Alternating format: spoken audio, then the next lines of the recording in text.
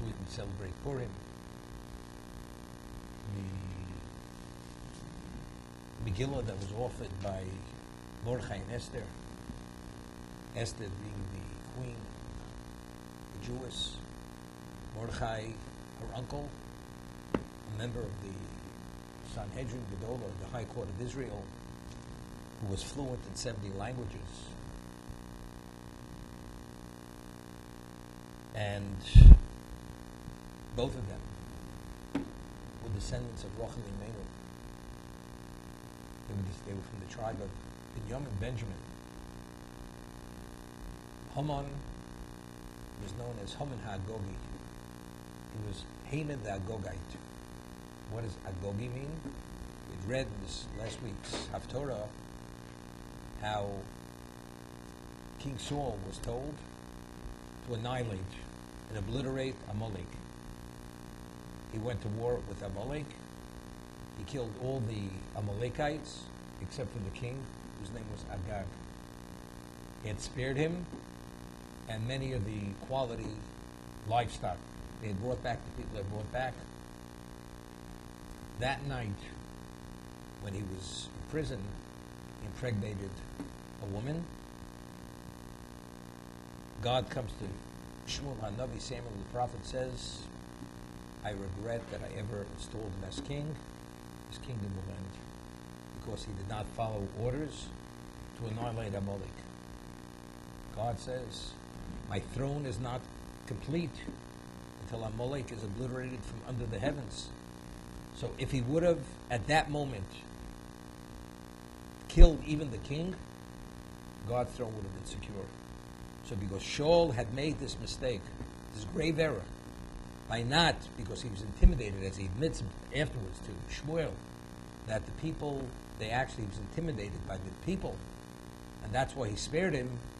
This is why Amalek proliferates till the end of time, and God's throne is not stable because of that one error or that mistake, which he hadn't killed Agog at the time. Haman is Haman HaGogi. He is a descendant of that king, of the Amalek king, Agag, and he personifies Amalek on the most exaggerated level. He cannot tolerate the existence of even one Jew on the face of the earth. And therefore, as a result of antagonizing and enraging Achashverosh, the king, against the Jews, he agreed to give his ring, which was an indication of authority, to issue a decree to annihilate every man, woman, and child. And it was issued. The decree was issued to that degree. And this is the first time in the history of existence where the Jews, they were locked in. Because we read in the Megillah that Achashverosh ruled the world supreme. So therefore, when the decree went out, there was no location, there was no haven of refuge. Every Jew was locked into this decree. Where do you flee to? You can't. And the Gemara tells us that the Asoras Tabas, the removal of the ring from Achashverosh to Haman, had a greater effect on the Jews than all the prophets and all the prophetesses combined with all their rebuke and their admonishment. Of course, this actually allowed the Jews to be awoken to reality that unless they make amends with God and make corrections in the spiritual realm, God forbid, it's going to be over. There's not going to be a remnant, a trace of a Jew in existence. So the harshness of this decree alerted them to the reality of purpose, that they have to understand who they are. And they did. This is what happened.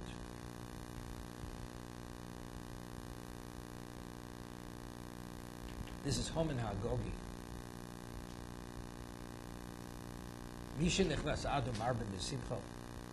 When the month of Adar begins, we increase our experiences of joy.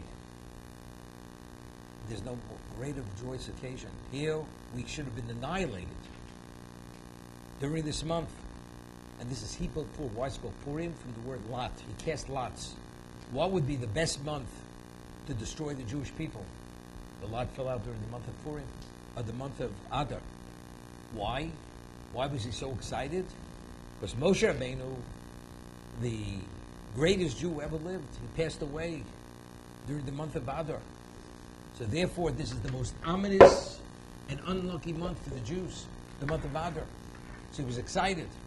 He's going to be able to put the last nail in the coffin, Chas v'Shalom, of the Jews.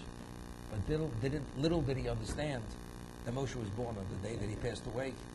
So all the blessing and all the purpose of existence only came about during the month of Adar. So it's very interesting.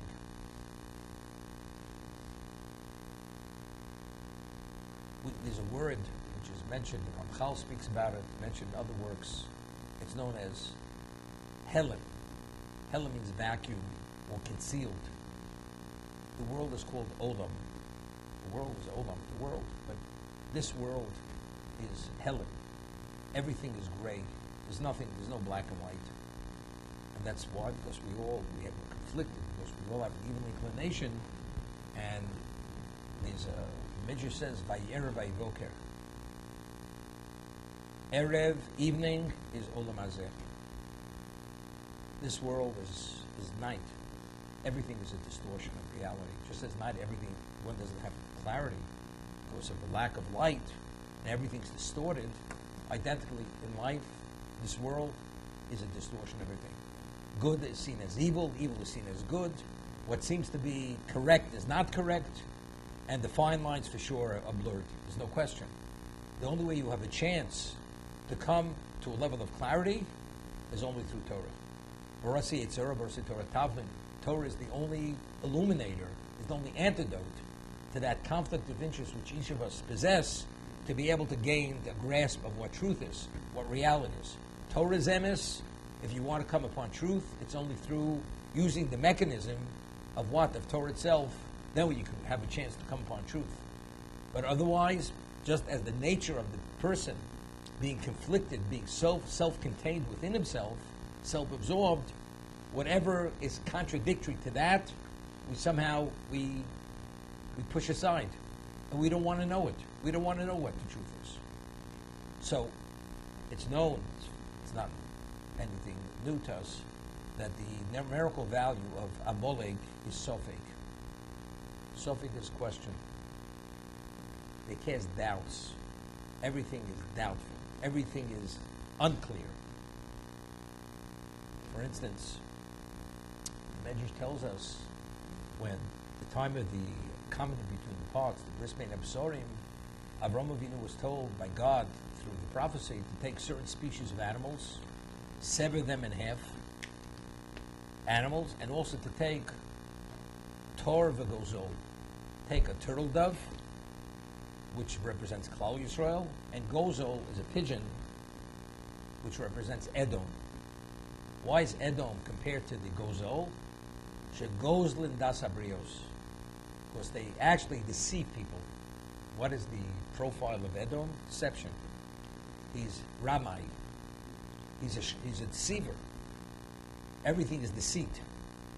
Amalek is an exaggerated Edom. That's what Amalek is. God doesn't say, as long as Edom exists, my throne is not complete, is not secure. It's as long as Amalek. Amalek is the ultimate level of Sofek. Doubt. Now what's doubt? Something is ambiguous, is unclear. So it's interesting. Amalek is Helen. And it's interesting, he got tripped up in his own game.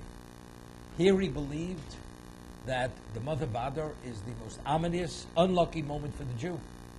Because Moshe, the greatest Jew who ever came into existence, passed away. But he had an oversight. He missed the point. It was a Helen. He didn't realize Moshe was born.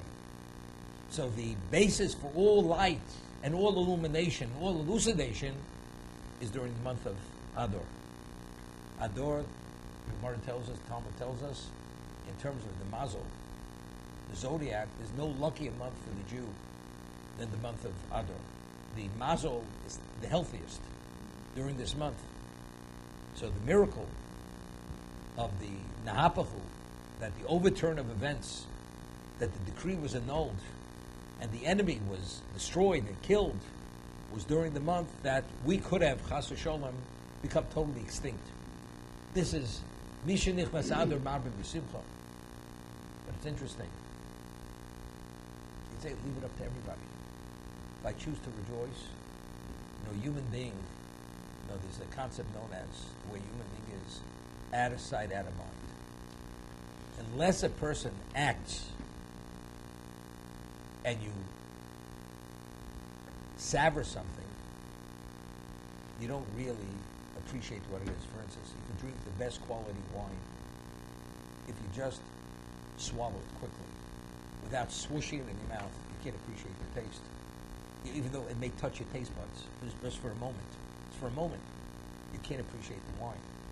As God created a human being as a sensuous being, we have to reflect and we have to internalize and we have to focus on things to have an appreciation of what they are. So as beings of emotion and touched, if there's something positive happens, we have to do acts which are joyous acts to be able to put ourselves in a mindset, in an emotional state, to be able to have the capacity to appreciate what God gave us. So why should you rejoice? Because if you don't, you're not going to appreciate. That's an indication that you don't appreciate. What's interesting is Rabbeinu Yonah, he explains this with an allegory that tshuva, the gift of repentance, is the refuge for the Jew. Here, nobody's perfect. Inside of us, there's no perfect tzaddik. So we have liability, serious liability. Now, how do you relieve yourself of that? God gives the gift of tshuva. Person follows the prescription properly, you're relieved. Not only you're relieved, you're credited. And the Bal tshuva, the repentance, even a higher level than the person who's always been a tzaddik. So that's the gift. So he says, what is it? And here Elu comes. Anilu dodi v'dodi li. And then we have Rosh Hashanah, Yom Kippur, Aser Shmei Tshuva, the 10 days of repentance. And the person doesn't take advantage of doing tshuva.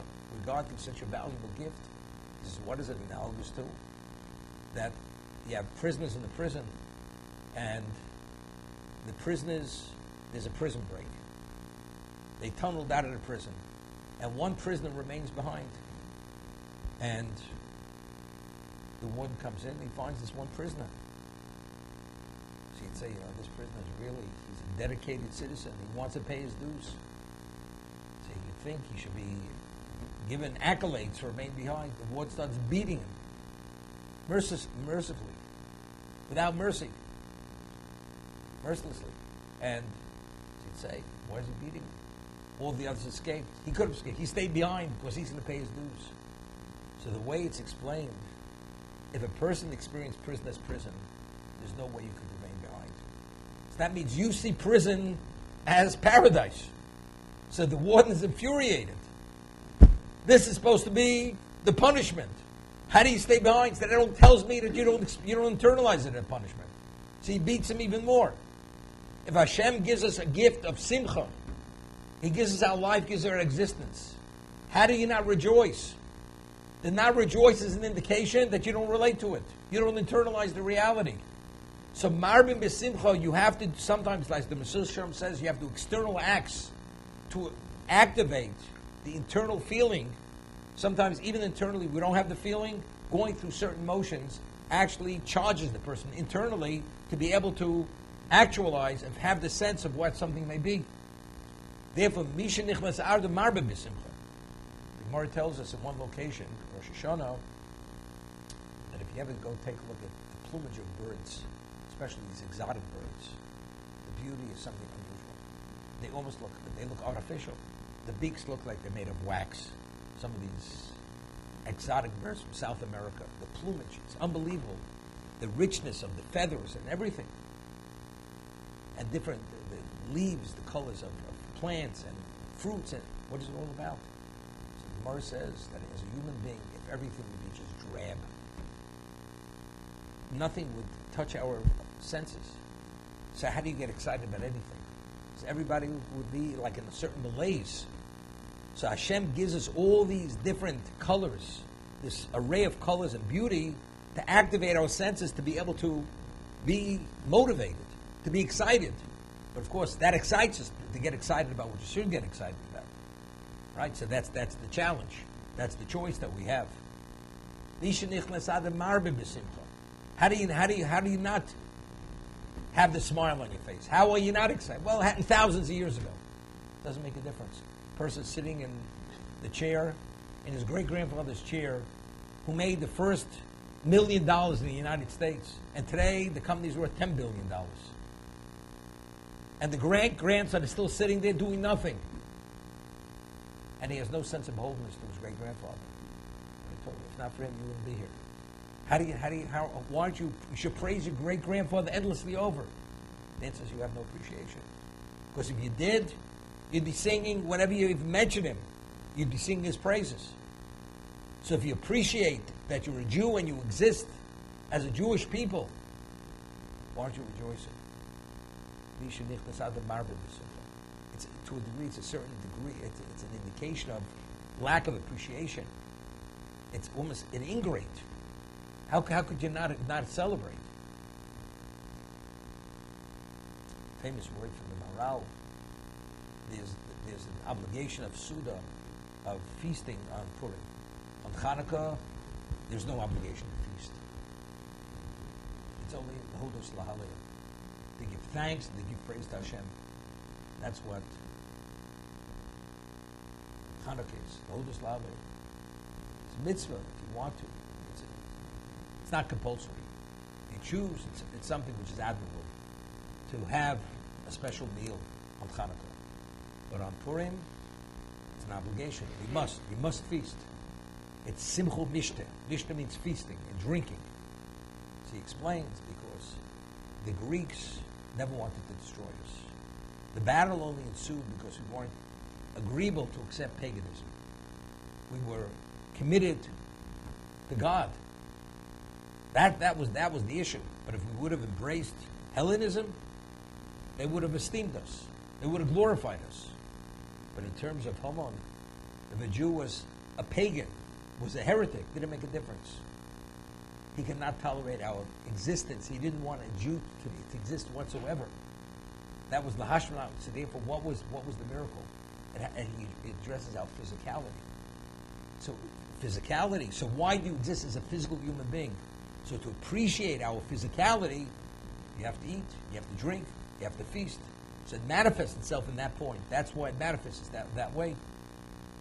Therefore, the Maral explains, there's a mitzvah chayv adam l'sumei b'Purim, a person that has an obligation to drink on Purim to the point of intoxication, where he can't differentiate, discern between Orah Haman and Baruch Mordechai. Why? Because again, it has nothing to do with belief. To emphasize this point, it has nothing to do with perspective. It has nothing to do with anything other than your physicality. So therefore, how do we celebrate to a point? To emphasize it's our physicality. A person loses his intellect capacity. To reach that point, that brings out what the reality of what he could not tolerate. It's not because we're scheming and therefore what? It's what we are. What we are, that's our existence. That's what he wanted to annihilate and eradicate. Haman.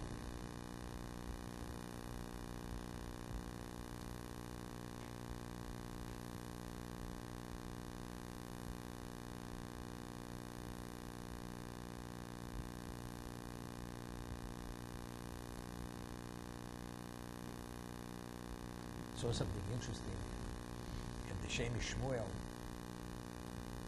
certain work, the son of the Avnei Nezer, Tau. He writes and he shows from the verses that initially when Haman had received the authority to issue the decree, it wasn't clear initially what it was. When he sent out the various letters, so he claims from the verses Megillah, he first sent out letters only to the heads of the army.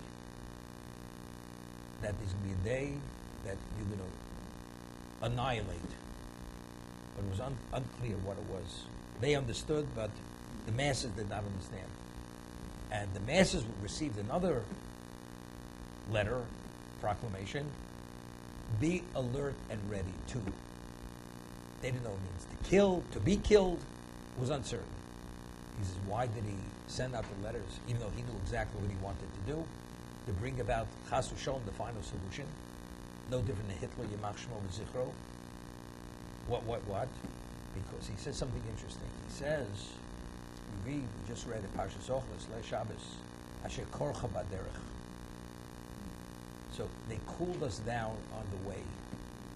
So Rashi cites the Midrash that, what was Amalek? Amalek attacking us after Kriyas Yamsuf, after splitting the sea, after we said those Yoshir, where the whole world stood in awe and trembled because of the Jew, because what God had done on behalf of the Jew, he destroyed the mightiest armies of Egypt and reduced the country to rubble.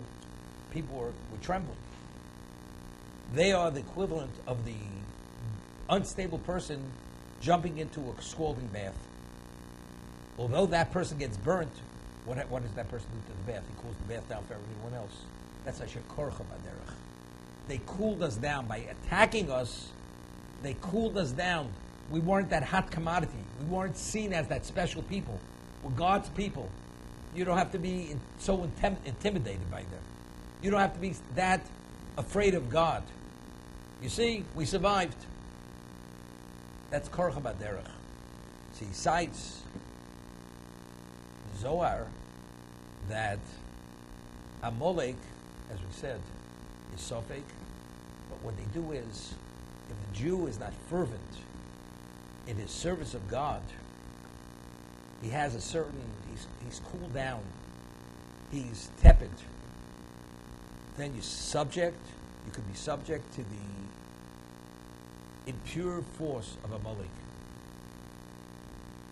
Korcha is the klipa, is the husk, the impure husk, which Amalek disseminates throughout existence. That's his representation. So if the Jew is half-baked, is tepid in the service of God, you're susceptible to their influence. And you can be affected by their influence. As a result of that, if we would have been aware immediately of what was going to happen, the Jews would have done tshuva fervently. So that's not, you don't do it in a mediocre way. You're fully invested in tshuva. And Haman understood, if the Jews are going to be fully invested in repentance, God will know that decree. He will not allow it to come. You will not be subject to their influences, to their domination. But Mordechai knew the truth. What did Mordechai do? He immediately, he put on sackcloth and ash, and he displayed mourning, and he went and he screamed throughout the streets, what's going to be? And what did he do? He galvanized the Jews. He aroused them to do tshuva. Therefore, that's what undermined Haman's, that undermined his plan. He tried to approach us, not to reveal it. We hear something's happening. Jews are being what? So, how does a person usually process it? Like in Germany, right? They say they hear things are happening. It'll probably pass. It's a phase. We've always experienced anti-Semitism. But if you really understand what the real thing is, the Jew naturally does tshuva, he repents, he's fully invested. So that was his ploy over here, to keep it under wraps. So what did he want to do? That's Helen. To keep it concealed. He says that was initially the disagreement between Esther and Mordechai. Esther, it comes to the word Esther. What is the name Esther? So the Gemara tells us, Anochi haster astepon, concealment. We should deal with Haman in a concealed manner. Mordechai says no. Megillah, the Godui. The word Megillah comes from the word Gilui, in a revealed way. It has to be the most obvious way. We have to go head on with them. Because only when we go out head on, we're fully invested, only then are we not susceptible to their influence of korcha. We don't do it in a cool down way.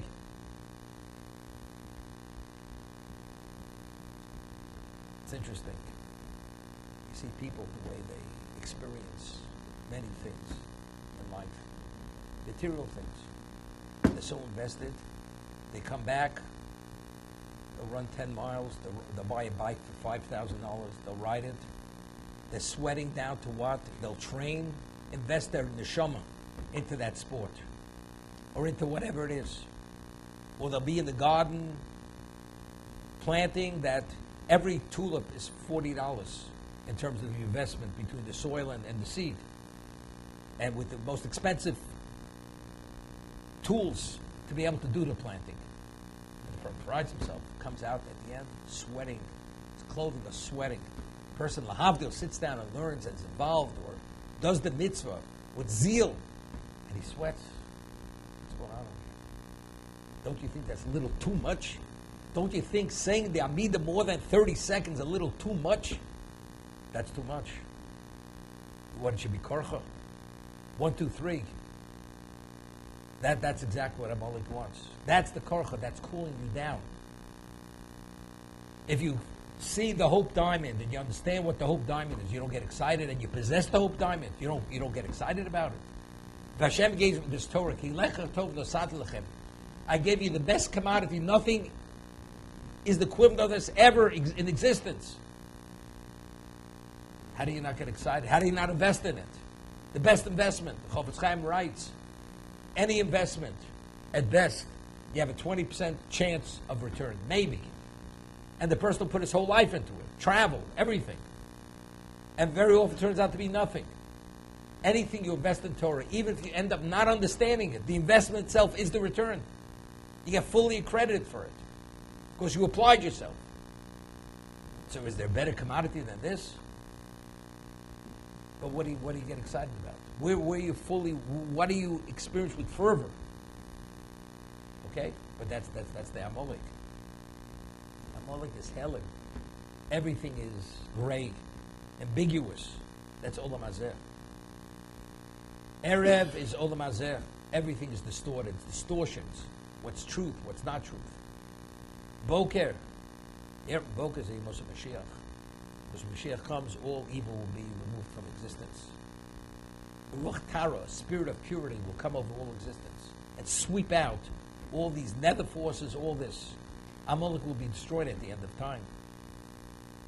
Edom will be judged, and the verdict will be given. God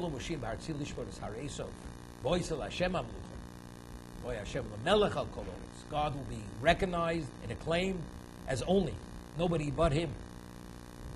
That's clarity. That's boker. In the morning you see everything's clearly.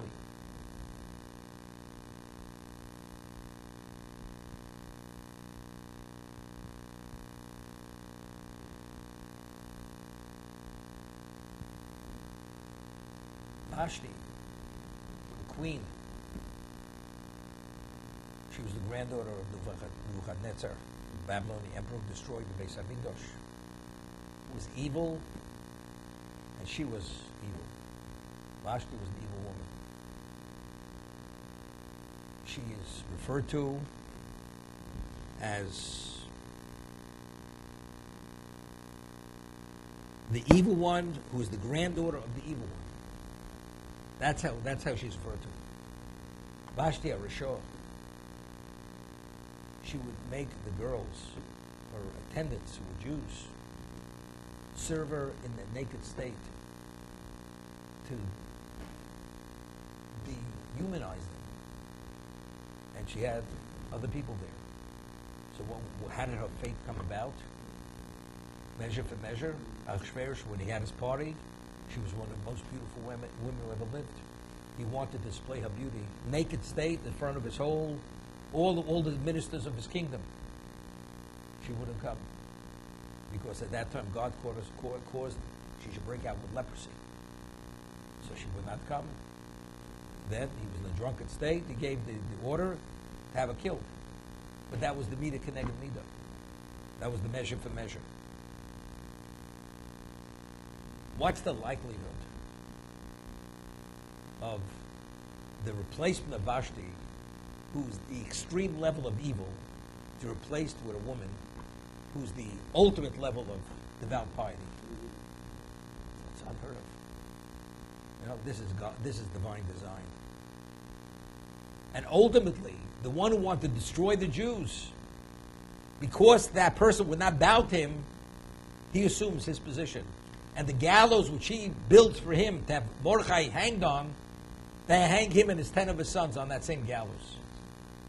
And who's the victor? Mordechai is the hero of the day.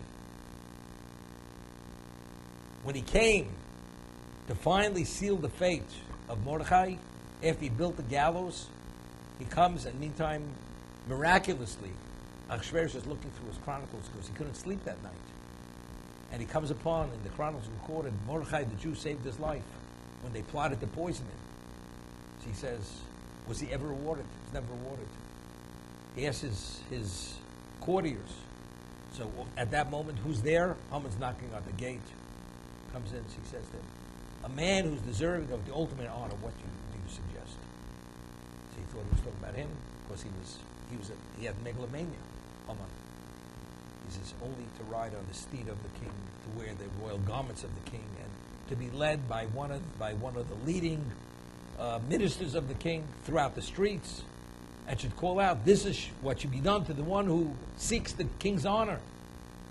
So what does he say? Take Mordechai the Jew and do exactly what you said. That's what you should do to him. So everything backfired. It's unbelievable such a thing should happen. But again, this is all divine design. And every step of the way, again, one after another.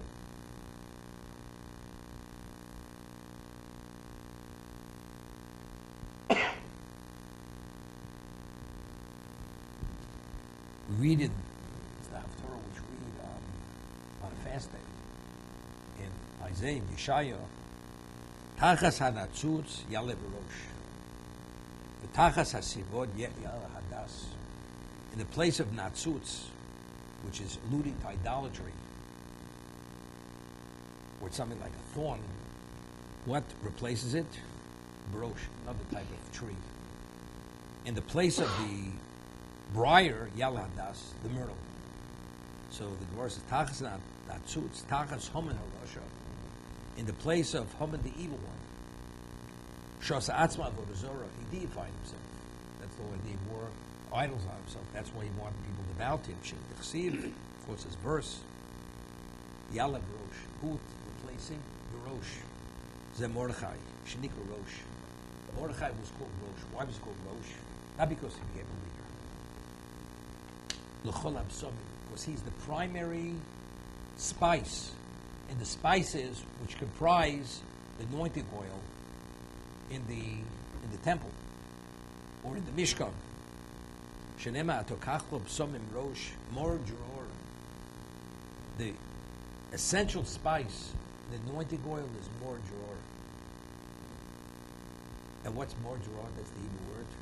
Umetargeminin Mordechai moridichi. The Aramaic translation for mor joror, which is b'somim rosh, is moridichi. Now, what characteristic did Mordechai have? What commonality did he have with the anointing oil? We build this ornate edifice called Mishkan, according to specification, exactly as Hashem had prescribed.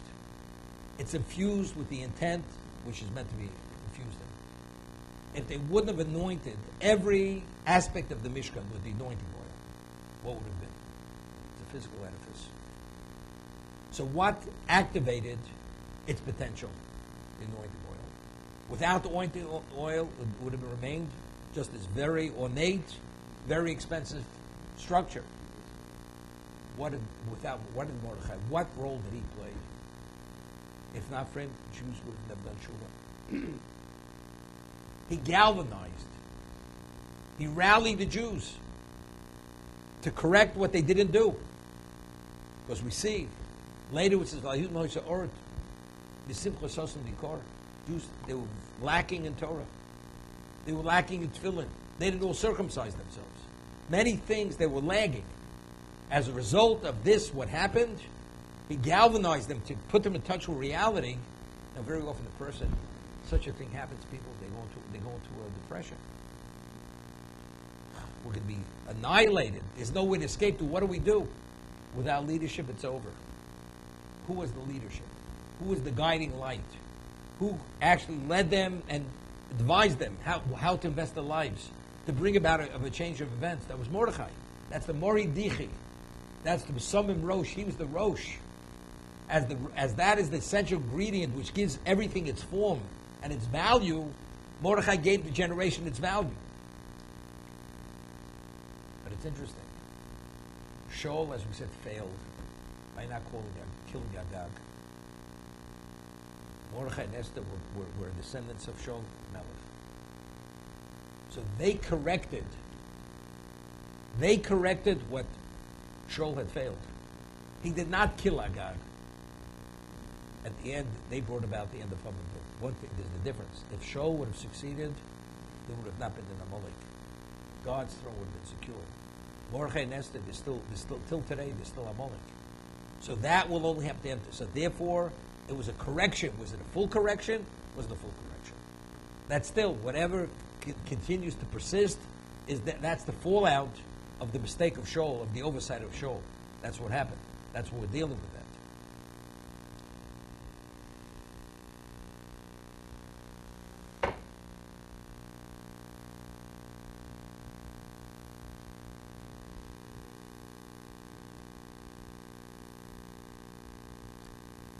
What's Tachas Hasipot Yalim? Tachas Vashti Harishot. In the place of Vashti Harishot, she's referred as the evil one. Bas Mnoshin Nebuchadnezzar Rosho, the granddaughter of Nebuchadnezzar, the evil one. Shesora Refidas Beis Hashem, who burnt the temple, the first temple. Yala Das Zu Esther Hatzadekes. Who replaced Esther Hatzadekes? Shedikras Hadasso. V'hoyo l'Hashem l'Shem, and it will be an acclaim to God. What's the claim to God? Zu Mikra Megillah. Yeah, Mikra Megillah is a public Kiddush Hashem. By publicizing the miracle of Purim, how the events unfolded, that's V'hoyo l'Hashem l'Shem. God will receive acclaim. Zu Mikra Megillah. That is the reading of Megillah. How do we acclaim God? How do we extol God? By reading the Megillah. It's not just reading the story. It's literally understanding, appreciating what God did for us and how God orchestrated all these natural events which ultimately was pre-planned and how every piece fit in exactly to bring about the end result. Los Olam. What does it mean forever? It will be a sign forever. Lo Yikar Eli Me Purim. That's Purim. It's interesting. There's an expression. Sometimes you have the remedy before the illness. It's called Refuah Kovid Labako. Haman had given 10,000 talents of silver to Ahasuerus to seal the fate of the Jews, to authorize the final solution. So he paid 10,000 talents of silver. There's a minhag on Erev Purim, Tainis Esther, that we give machzah shekel. We have the half a silver dollar to commemorate the machzah shekel, because in the month of Adar, Jews would start sending their silver coins, half a silver coins, to the temple to purchase the communal sacrifices, which had to be purchased from the new coins on Rosh Chodesh Nisan, from Nisan onward. But factually, it's a schus. Because we gave the machzah shekel, that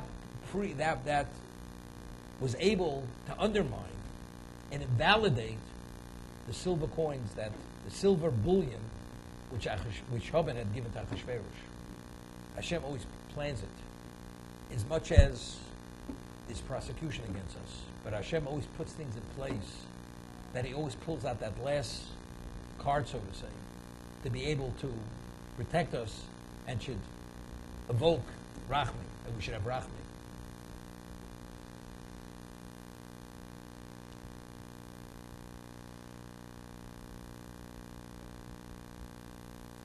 The Gemara tells us that there was no one who was able to speak Lashon Hara like Haman. He was the expert Lashon Hara speaker, speaking evil, negatively of another person.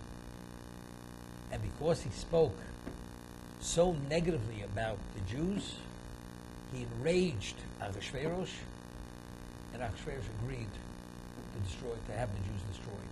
What did he say? You know, it's interesting.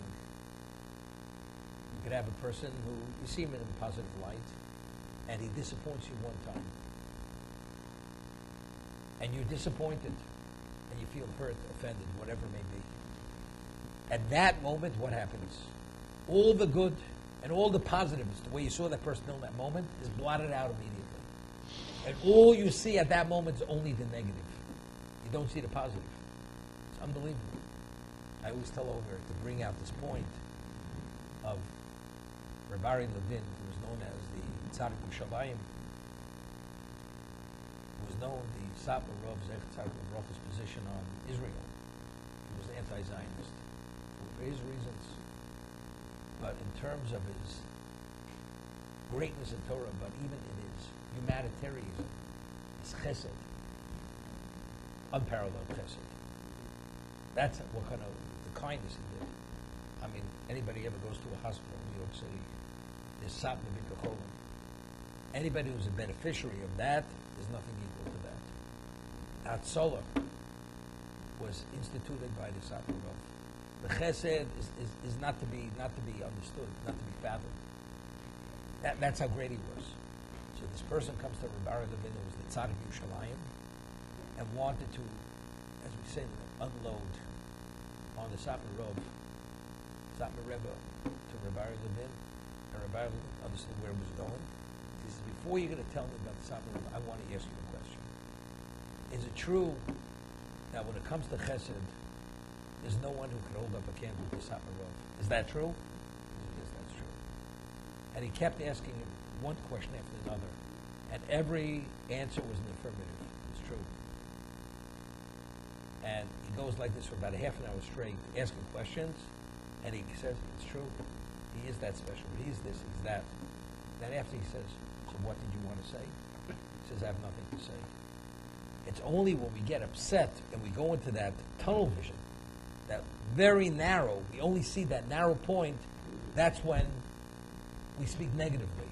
But if you see the totality of the person, the totality of the picture, you wouldn't see it that way. You wouldn't internalize that way, you wouldn't express it that way.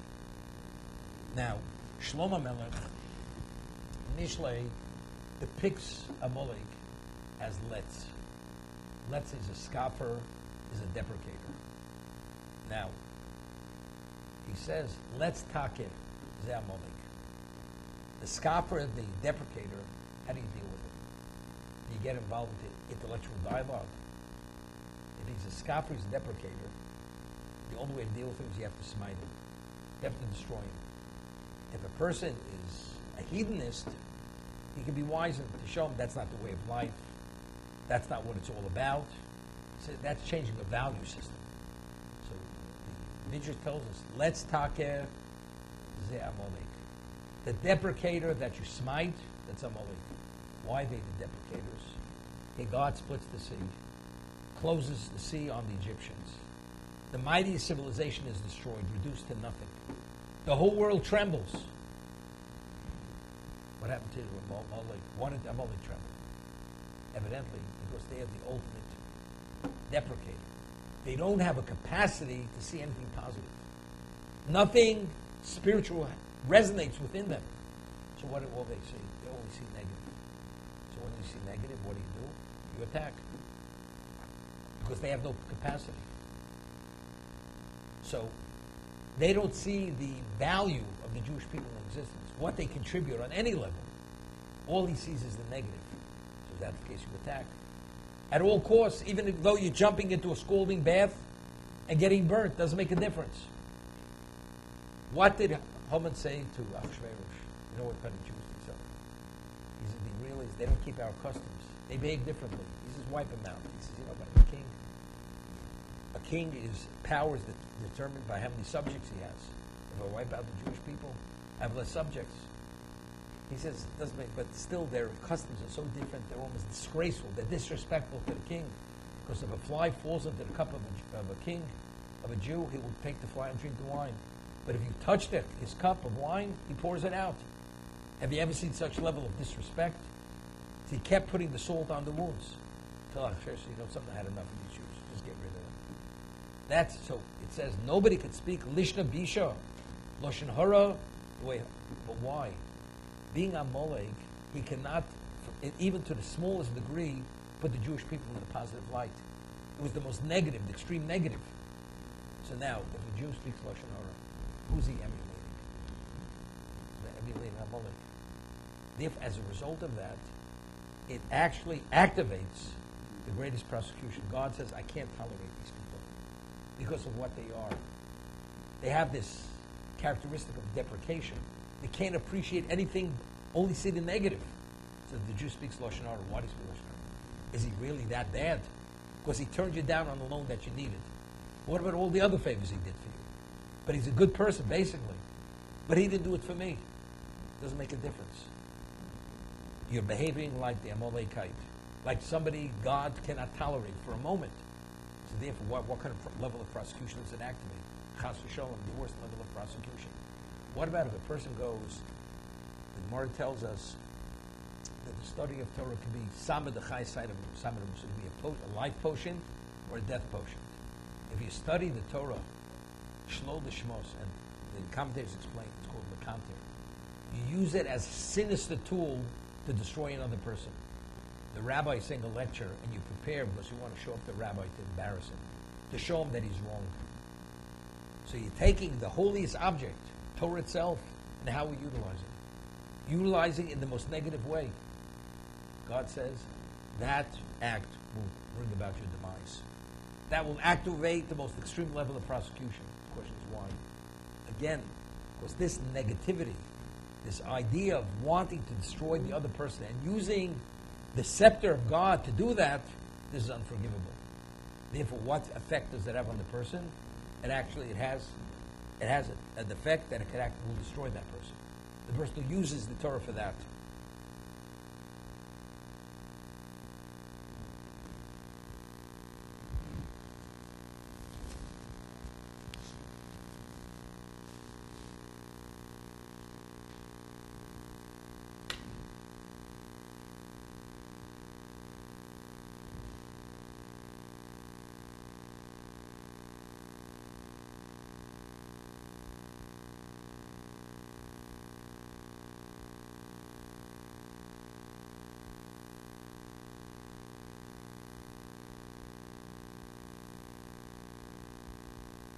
Yeah. There's a verse in Tehillim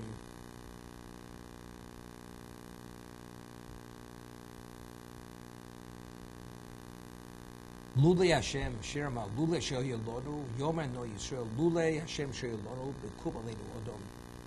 If not for God who was standing by us when a man came upon us, we would have been destroyed. So the Midrash says, the Gemara tells us, Odom Lo Melech. What was so dangerous? Because he was a commoner, he was not a king. If it would have been a king who would issue decrees against us, we would have survived it. But if an individual goes and issues the decree, that's when you really need God's help. Why? So the Maral explains it this way. That a king, his governorship determines his power and his glory. The greater number of subjects he has, the greater is his kingdom. See, even if he's upset with the Jews, he's not going to annihilate them. He may annihilate, may kill many of them, but he's not going to just totally destroy the whole race. Because he's a king.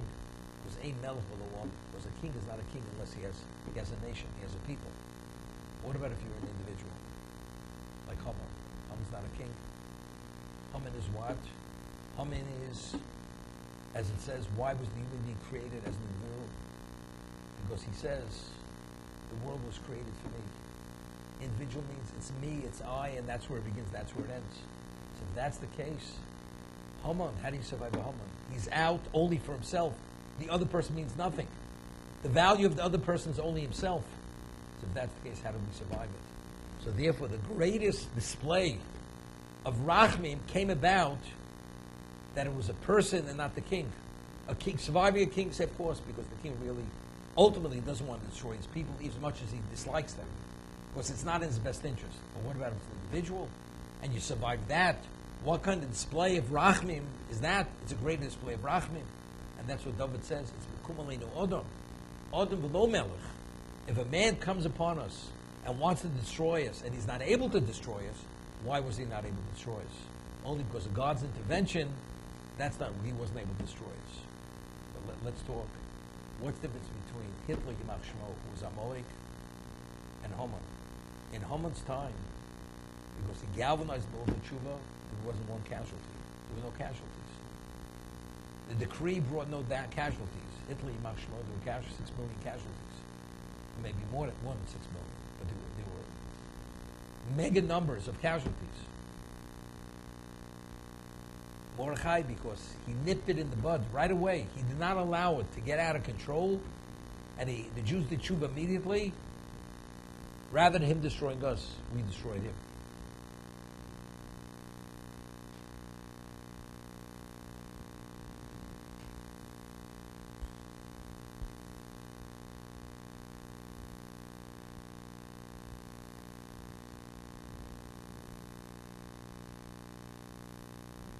Bilam, prophet of the nation, says, Reishis Goyim Amalek Achli Shad Oveid, because Amalek was the first nation to attack us.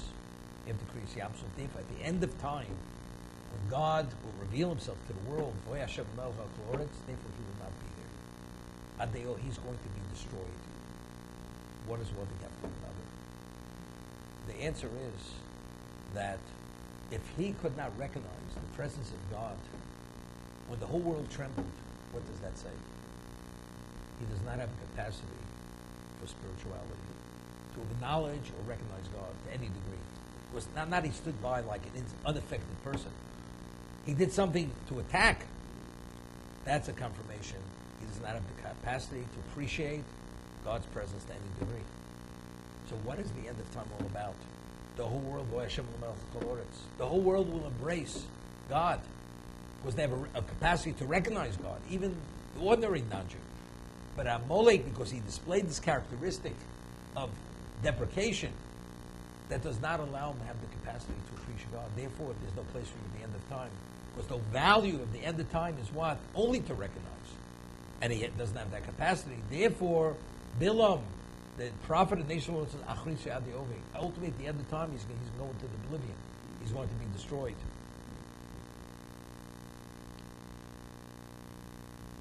Very interesting. You have two people visit Kosa. Two people have the exact experience. One person is turned on, excited, he's touched by the spirituality, whatever. The other person is numb. What does that say? And they both have the same demeanor, the same personality, the same background. Why is one touched, the other person not touched? There's nothing with emotional makeup. Very similar emotionally speaking. It's only one answer. To be able to have the capacity to internalize something, process something, you have to have a merit. Without the merit, you shut down. Totally shut down. So I'm saying, so the person who's touched, he has a source, because that being touched could take him to places where he should be going. The other person who should have been touched is not touched. That tells us, for some reason, God is not interested in getting involved. And that's what we're talking about. Amalek, such an event, once in the history of existence, never such a thing has ever happened. How are you not touched by it? Not only are you not touched, but you go attack it and want to destroy it. That's a confirmation. You're totally like dead on the inside. If you're dead on the inside, then you're dead on arrival. And that's the end of the story.